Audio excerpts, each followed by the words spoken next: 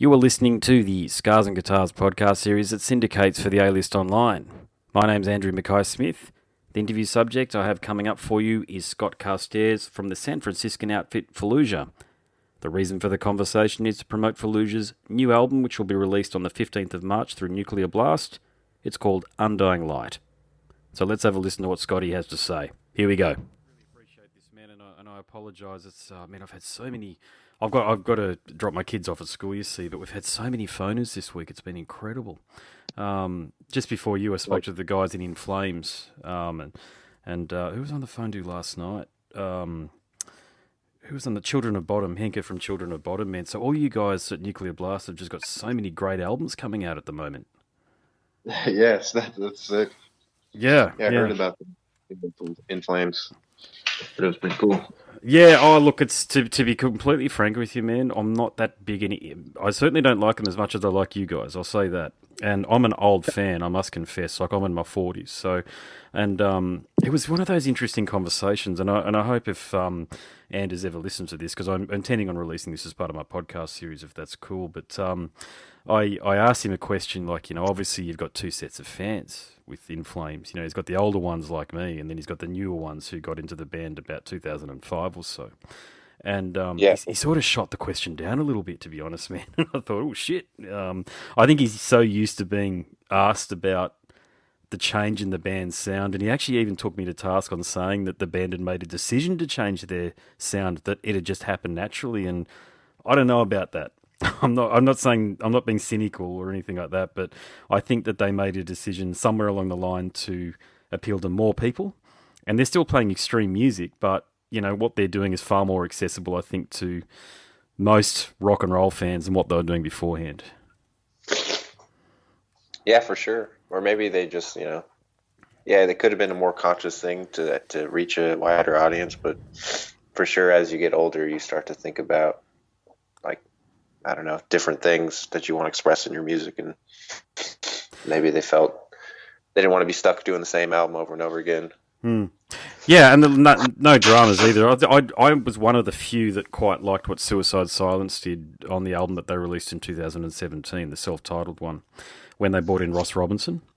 And I can't remember the name of the bassist, but I had a chat to him when the album was released, and man, I don't think that they were ready for the flack that they were going to cop, because I thought it was a pretty bloody good heavy metal album, all things considered. It just reminded me a bit more of a band like Refused than a lot of their previous stuff. And I didn't, I mean, God, you guys know all about it, mate. You've been around long enough to know that you've got fans that sort of enter in at certain episodes through your career, and they expect the band to sound exactly the same all the way through. Yeah, for sure. Especially when you're a band that's kind of known for experimenting and pushing the sound to the next level. People are always asking, what's the next album going to sound like? Because they went from this to this on the last albums, and they're going to go from this to this, so it's constantly, a motivation to step up your, step up the sound and take it on a journey to the next step. Yeah, I really do. And I meant what I said earlier. I reckon you guys and Currents and Amur. Now, Amur have been around a bit longer, but, they've changed since Josh Travis have gotten to the band, and they've really stepped it up, those guys. But you guys and Currents, I reckon, are about my two new favourite bands. And that's awesome. Well, I had a chat to Alex Hoffman, your previous vocalist, when Dreamless was released, and I really like Dreamless, man. But I actually think you've upped it. I think you've bettered it with Undying Light, and yeah, I do, man. And there's a reason behind that, because I rate you as an exceptional guitarist. Listening to your licks, and the thing that I really like about what you guys are doing is you mix the guitar, the shredding that you're doing, the neoclassical stuff.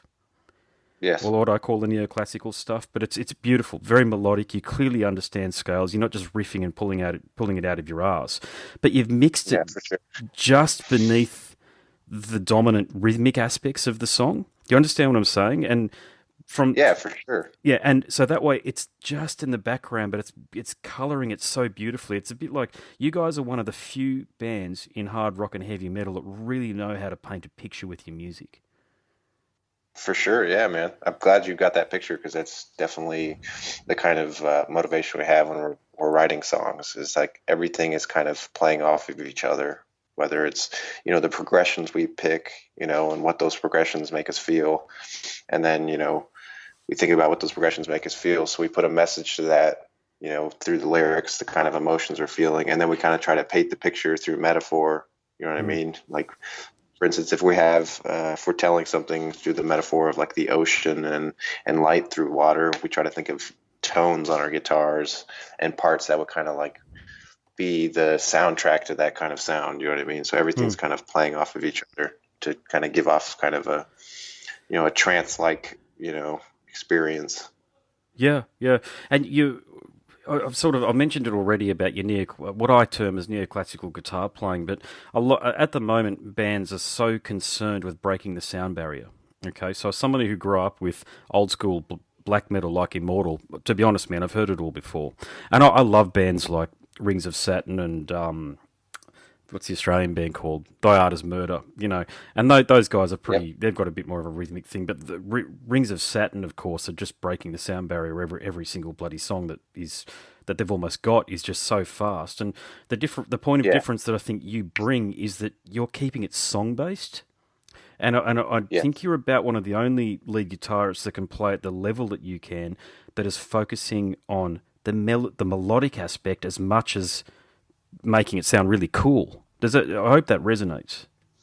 Oh no, definitely. I mean, that's the music comes first, not really like showing off to the audience, really, which, you know, some bands are driven by that, by like the impressiveness of their music, you know what I mean? Like how fast the drums are or the technicality of the song, where really it's always been about the music and how the music makes you feel. And yeah, and I mean, I love to jam fusion stuff and neoclassical stuff, but when I'm writing music, I'm trying to kind of paint a picture and kind of put a vibe out there. And sometimes putting super intricate guitar work throughout the whole song could actually take away from like your ability to like take the listener on a journey. You know what I mean? You got to put stuff that has a lot of breathing room and there's a lot of space if you want to convey intensity in the following part. You know what I mean? There's a lot of tension and release, and sometimes that you have to save the really technical stuff from when you're really building the tension. You know what I mean? Or you want to be on the climax of the song. If you do that the entire time, it doesn't really. There's no peaks and valleys in the listening experience. I use that term a lot, actually, peaks and valleys, and I think music needs it. And, you know, reference older bands, legacy acts like Faith No More, who knew how to do that so well, and you guys have got aspects of that through your music. You know, so it's interesting for me to hear a relatively new band like you guys incorporate so much elements and make it work. So you've got this.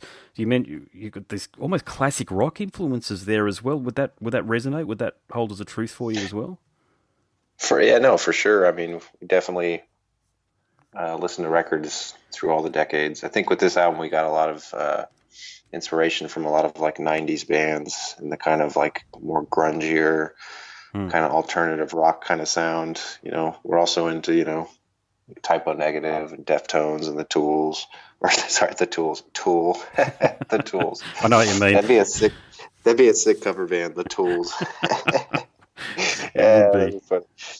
Yeah, but you know what I mean, like these kind of bands that rely more so on tone and vibe and mood rather than being really impressive. And yeah, the whole having lots of elements in our music, that's something that for this new album we were trying to like really get the hang of and get honed in on, is how to take the elements that are in the band. You know what I mean? Not outside elements, not outside musicians. Because like other albums, we've had like female singers and guest guitar players and other guests, like male vocals. And for this album, we just wanted everybody that's in the band to be a part of the unit. You know what I mean? And every voice you hear and every sound you hear is from the band and only the band. Just kind of a representation of the band, and not like, you know, because I think when we were younger, you're trying to explore all these different elements, like what could push the music in a new level. And I think we were more so just focusing on the sound we have and trying to play it in the best version that we have, just from the members that are in the band. Talking about the members that are in the band, okay, so Alex was your vocalist pretty much from the inception of the outfit, as far as I can find out on the internet, certainly. How come he left? What was the reason for the change in vocalist? I think, when we're getting to be about 27 now, and this is our fourth record, and I think you could start to see the path ahead of you, what that entails, the goals that you want to achieve, you know what I mean, with the band, and what you want to do with music. And I think to do this kind of music, you got to fully commit yourself to it, creatively, and all the tours that come with it. And there's a lot of stuff going on. You got to have a really strong passion for this. And I think he had gotten to a point and seen enough things where he didn't think he could be committed to it to the level that we required. So he went to the next part of his journey. That's fair enough. The people that remain in the band have a really strong passion for writing and performing music. We get a deep satisfaction from going around and touring and sharing this music with people. And so this music this new album's kind of a testament to that.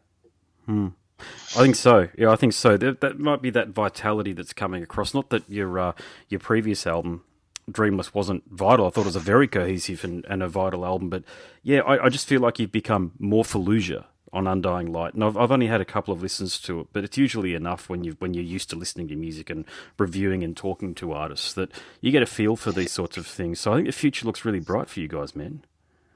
That's cool to hear, man. Yeah, hopefully people just get what we're putting down, Mate, you can't do any more than that, really. You've clearly got the talent. You've got a cast around you that you're obviously rowing in the same direction. So, Antonio, whereabouts did you find him? Antonio, we've known for many years. He's been in bands in the Bay Area while we've been in bands. We've shared bands. I've probably known him for, the last 10 years. And, he's someone we've always played with. He's someone who's always, been over at my house when I'm writing music. We've worked together. He showed me his music while he's working on it. I show him mine. Always asking for advice. He's a really talented musician. So when and he has his own band. It's called Underling. He's already released 2 records of that where he writes and records everything, and gets a producer to kind of help him put it all together. And when it came time to look for a new vocalist, we tried out, an assortment of people, different styles and vocal ranges, and he was one of the people we tried out. And when we heard his demo, it sounded so good and so for the record and exactly the kind of emotion we're trying to put out with our music. And it just, from the moment I heard it, I knew this was something special, and we just kind of kept putting him through the trials. You know what I mean? Yeah. Just, you got to do it. We just had to keep trying him out. We had him do different kinds of voices. And meanwhile, we're trying a bunch of other people out and seeing what they can do. And every time we would push him, he would do something even better. And by the end of a couple months process, his performance was insane, and it completely catered to the record and how the record should come out. And, once we, decided to go with him, we started writing together. Everything was going really smoothly. Came up with some really awesome patterns, and we got all the lyrics squared away. And when we finally got into the studio, his performance was just really awesome to watch. You know what I mean? Everybody, it was one of those things where you watch a musician and see how far they've come, because you've known him for so long. And it was he was really putting something down that was really artistic and really awesome to watch. And I think the whole room was really excited. It was one of those moments. It wasn't one of those moments where you finish recording and you're like, well, we nailed it, and I wonder how that'll come out. It was one of those things, as soon as you heard it, you're like, man, this is sick. This is exactly how we want it to sound. We were all excited, including Mark Lewis. So it's just been a really awesome time, really, being able to work with him. That's fantastic, mate. Yeah, I mean, look, it's always, it's tough changing vocalists, isn't it? Especially because fans tend to bond with the vocalist. I mean, I know you're at the centre of the band and you're writing the music, but from a fan's perspective, a lot of the garden variety fans don't bother to investigate further than who's standing centre stage. And that's, of course, the vocalist usually. So, mate, it's good if you're confident and you've got the chops to back it up, and you've certainly got the album to back it up, man. As I say, man, the future looks bright for you. So, and here's a question for you, because I was talking to one of your label mates. Man, I can't remember his name. Awesome guy, but the bass player in Fifth Angel. a couple of months back. Oh yeah. Now, I mentioned to them, they're considered a legacy act, of course, because they're from the 80s. That's when their last album was, I think, or early 90s, one of the two. But they haven't been around for a very long time. And they're gents in their 50s or thereabouts these days. And I suggested to them, I don't think I name-checked you guys specifically, but I certainly had yourself, Currents, and even Volumes in mind. I said it would actually be better for them to be touring with younger bands like you guys and expose their music to a younger audience rather than getting on all of these traditional heavy metal festivals that occur all the way throughout Europe. You know, the ones that I'm talking about. I can't name check them now. Yeah, of course. With Full Force or whatever they're called. Yeah. What do you think of the philosophy behind that? Would you be keen to tour with a band? Because, you know, there's the new wave of British heavy metal band Satan, who I thought had one of the albums of last year. Guys that are in their 50s and sometimes even 60s. Would you be keen on playing some shows or even doing a sort of like an 8 or 9 date tour across some of the states in the States with a band like that? Yeah, I mean, it would depend on what's going on. If that's something that would be a great experience for people and be a good show, I'm down for anything that's a good show, you know. And if it's something that people would get excited about, yeah, I'd be totally into something like that. I think it'd be cool. Depends. Because there's so many bills, especially in Australia. We get a lot of these. I don't know whether you've seen the announcement, but Metallica and Slipknot are touring with each other. I did hear about that. That sounds crazy. Sounds epic. It sounds epic. But one of the things I was thinking, right, was that Slipknot have an established fan base. Of course, Metallica, of course, have probably got the most established fan base, along with, you know, Black Sabbath, Iron Maiden, Led Zeppelin, and Judas Priest. You know, they're one of the big 4 or 5 of heavy metal. But it'd be interesting to see them.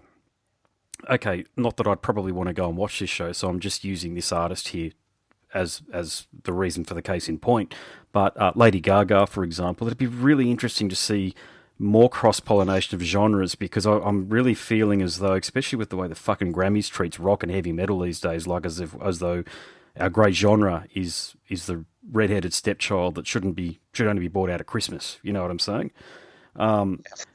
So it's one of those things where I think I'd like to see more opportunities for bands like you guys to be exposed to a broader audience, but done in a way that's rational. So in no way am I saying that you should be touring with Lil Bow Wow or anything ridiculous like that. But I don't know. Although that'd be interesting.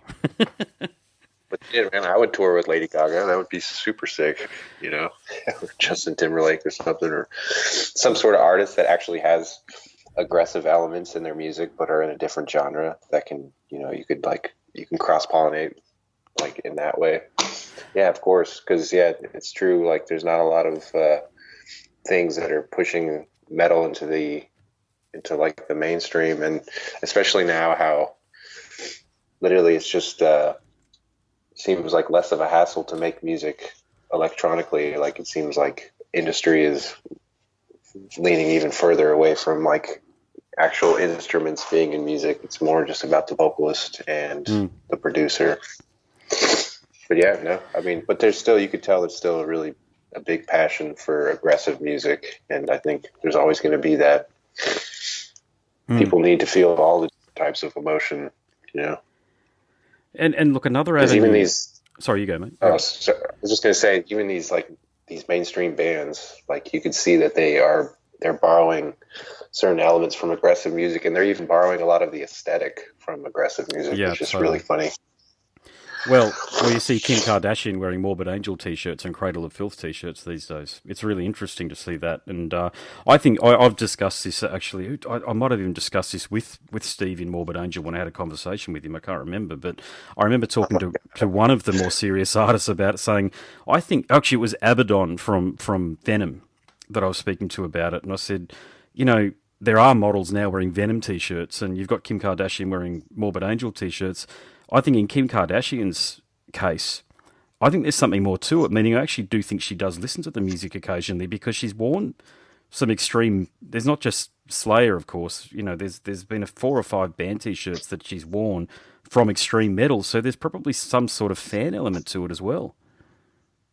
I mean, I would hope so. That'd be so cool to find out that they actually listen to the music and they're into metal and they're not just wearing it for aesthetic reasons only. I mean, she's with Kanye West, and I don't know. I think he's actually a pretty amazing producer, and I think if likewise, yeah. I think he'd be the kind of person that he wouldn't, just because it's metal, I don't think he wouldn't listen to it. I think he would try to get inspiration from anything he heard. So I'm sure there's something more to it. I can't really judge people by, everything that's going on. Man, that'd be super sick. I would love to see them come to a show. Oh, it'd be wicked. I think that the cut Black Skinhead by Kanye, that's a heavy cut. Dude, that's so good. And I think he sampled Marilyn Manson's song. That's right, he did too. Yeah, that's what that link is. Yeah. I mean, it is heavy because it is influenced by heavy stuff as well. So it's it's funny you say that. Yeah, it's just awesome. Yeah, sweet. Hey, I'll make this my last question, but I consider you one of the preeminent guitarists of this epoch, if you like, this era, particularly within your genre. And you've got a relationship, I think, with Kiesel Guitars. Is that how I pronounce the name there of the? Yep. Kiesel Guitars. Yeah. Kiesel Guitars. So I've asked this question of a couple of shredders that are in the genre, mate, but you're at a level where you could actually do like a G3 style tour, like what Steve Lukather, Vi, and Satriani do. And I know it sounds naff in one respect, but not really in another. I mean, you've got a lot of fans in your audience like me that are musicians, because I'm a musician, and I tend to lean into the musician chops that I hear with you guys. I really love your guitar playing. Sure. So have you thought about doing some sort of or exploring the idea of doing a tour like a G3 tour with another very competent guitarist like Miles Dimitri Baker from I used to be in Rings of Saturn. I know he's out of the band these days, but you know what I'm saying. Josh Travis. That's funny. He texted me today, Miles. Oh, there you go. Well, we're buds. Yeah, he's a shredder. No, I think that'd be awesome. I mean, there's a lot of enthusiasm around guitar still. You know what I mean? Especially being a part of this company, Kiesel, and being a part of that, that whole culture of what's going on, and watching everybody. There's still like a huge audience for that, for just guitar music. You know what I mean? I mean, music like Animals as Leaders. I think that proved to a lot of people that people have a lot of passion for just instrumental music. I think it's pretty cool. So yeah, no, I think that'd be cool to either put together. I've always thought it'd be a cool idea to put together an album with a bunch of guitar players and musicians that I've met over the years. You know what I mean? Something that has a vision that we all work towards together, and we put something together, and that could be the tour. You know what I mean? You bring about musicians to play the parts, and you play each other's music. And something that's a cool show. Yeah, that'd be really sick. Yeah, and look, honestly, the other thing too is the older you get, and take this as almost as a given, the older you get, the less opportunity you have because of life commitments. You get married, you have kids, you get a mortgage, all the usual stuff that comes on. And for sure, life just seems to go so quickly. And man, I remember when I'm in my 40s now, as I said earlier, and I remember when I was in my 20s, and it feels like it was yesterday. My 30s just went by in a blink of an eye. Yeah, for sure. So, man, with scary. With the talent you've got, do it, man. Do it. Get out there and give as much of yourself as you possibly can now, whilst you've got the energy and you've got such creative. You're very creative. You're a very creative guitarist, man. So I'd encourage you to do that, man. Outside of even the Fallujah, what you're doing with Fallujah.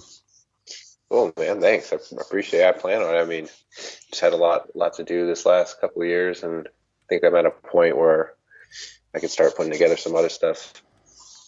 Sweet. Yeah. Actually, I'll make this my final question. Australia, I know you've toured down here a couple of years, or more than a couple of years, but it's about 5 years ago, I think, with Killswitch Engage. But do you think you'll be coming down here anytime soon again? Is that on your radar? Yes, we're trying to set it up right now. I don't have anything I can announce, but we've set up. We had a tour almost set up, and then we had some scheduling problems, so we're trying to schedule it for either the next couple of months or next year. But yes, it's a big part of what we're trying to do on this tour. Sweet. So yeah, I can't wait to get back. Honestly, I had such a great time the last time I toured Australia. It was a really good time. Yeah, it'd be wicked to see you guys down here. Actually, I wasn't doing what I was doing now back then. I've only really sort of reconnected with the broader heavy metal music scene in the last sort of 2 or 3 years through this indie journalism pursuit that I've got. But I wasn't.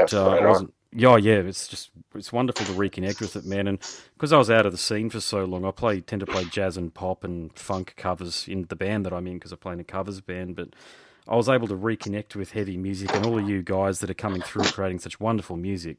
you know, already. But you in particular, mate, as a guitarist, it's just so thrilling for me to hear guitarists like you spend the hours that you've clearly dedicated to your craft and doing it with the greatest of respect so young. You're at and you've got such a wonderful career to look forward to ahead of you. Thanks, man. I appreciate it, dude. The encouragement. And I hope you enjoy the music too, man. I do, man. Yeah, it's wonderful music you guys are doing. Yeah. Yeah, put the heart and soul into it, for sure. All right, good on you, mate. Really appreciate the chat, and sorry that I was a bit tardy there, but I was looking forward to this conversation. I didn't want to miss out, so thank you very much. Yeah, man, I appreciate you being able to reschedule it. And, yeah, looking forward to reading this if I can. No worries. All right. Well, I'll send it when I posted it, mate. I'll send it to you on the Skype link. Cool, man. Sweet. No worries. All right, man. All right, brother. You have a good one, dude. All the best to you, mate. No worries at all. Catch ya. All right. I'll see you when I'm in Australia. Later, bro. Absolutely, mate. Let's have a beer. All right. Later. Thanks, mate. You have been listening to the Scars and Guitars podcast series that syndicates for the A-List Online. My name is Andrew Mackay-Smith, and that interview subject was Scott Carstairs from the outfit Fallujah. Thank you so much for listening.